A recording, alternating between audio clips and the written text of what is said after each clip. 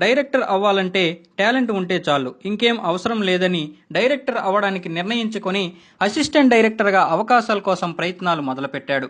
కానీ ఎవరిని కలవాలో, ఎలా ప్రయత్నాలు మొదలు పెట్టాలో అర్థం కాక రోజు కృష్ణానగర్ రావడం పోవడం చేస్తుండేవాడు. అప్పటికి నాని బీటెక్ 2వ సంవత్సరం చదువుతున్నాడు. అలా అవకాశాల కోసం వెతుకుతున్నప్పుడు తెలిసిన వారి ద్వారా చిన్న లింక్ దొరికింది. అలా వారి వెనకాల 9 నెలలు తిరిగితే రాధాగోపాలం సినిమాకి క్లాప్ అసిస్టెంట్ గా అవకాశం ఇచ్చారు. అప్పుడు ఇంట్లో వాళ్ళకి చెప్పాడు. దాంతో వాళ్ళ అమ్మ నాన్నలు ఎలాగో చదువు అంతంత మాత్రమే కాబట్టి నువ్వేమన్నా డాక్టర్, ఇంజనీర్ అవుతావనే నమ్మకం మాకు లేదు, కనీసం నువ్వు నమ్మే సినీ ఫీల్డ్ లోనైనా బాగుపడతావని ఒప్పుకున్నారు.